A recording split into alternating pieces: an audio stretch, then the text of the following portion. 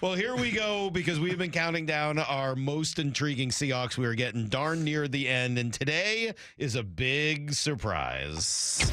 Number 2. Number 2, quarterback Geno Smith. That's right.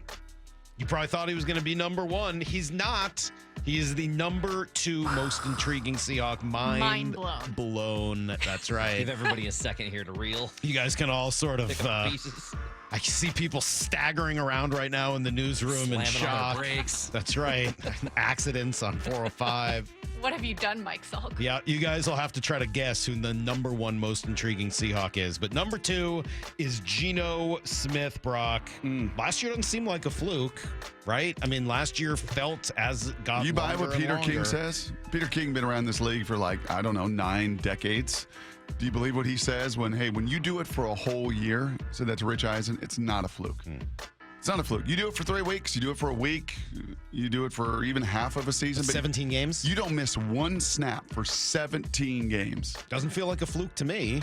The question is there more, or is that enough? We asked Pete Carroll if it was enough. He said yes. He doesn't need to be any better than he was last year. He just needs to do what he did. We asked Geno if he agreed with Pete, and here's what he said. I think, in my opinion, I think Coach Carroll's absolutely right.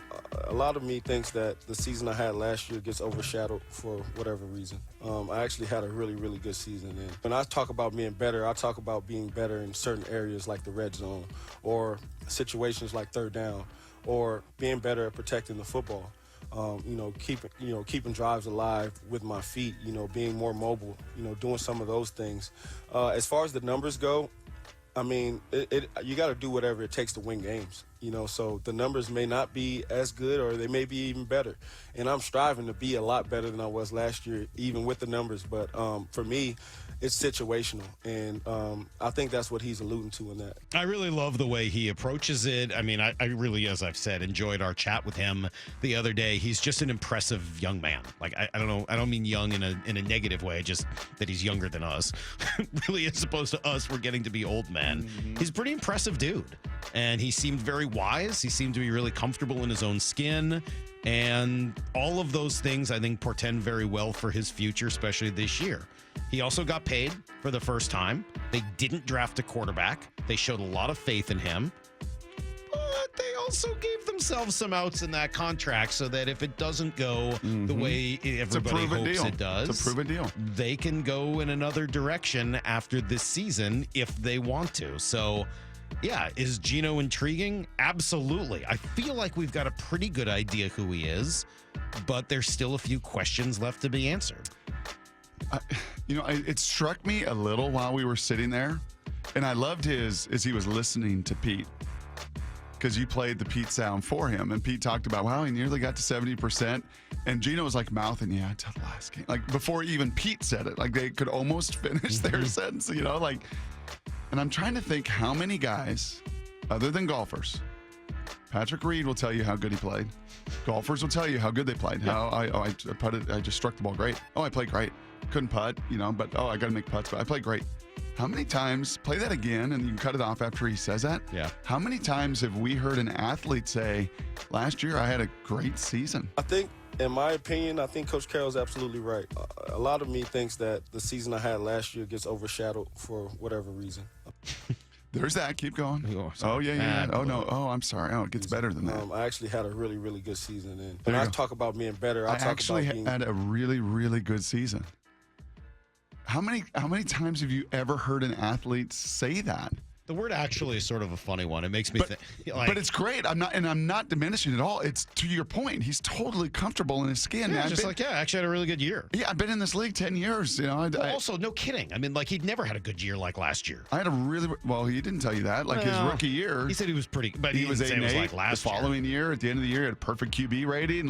Hey man, you can shape this and spin this whatever way you want. I think he's a guy that clearly thinks there's a narrative about him out there that's not true, and he was sort of the victim of it, and he continues to be underrated, and I appreciate that he feels that way. I actually had a really, really good season.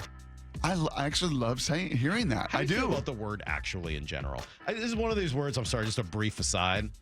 My family, you know how much I love my parents and how much they can at times drive me crazy. One of the things they love to do, like I'll eat something or drink something, like, oh, yeah, I'll try that. Okay, yeah, here you go. Oh, that's actually not bad. You're like, oh, really? Were you expecting it to be horrible because I was eating it? Like, what do you mean actually? Oh, it's actually not bad. Oh, okay. Glad it didn't poison you. That is kind of a Northeast thing that I think of my Northeast friends. They kind of use it in that way. Oh, it's actually not bad. Okay. As if everything you like is terrible. Right. Like they walk in your house like, oh, you redid your couch.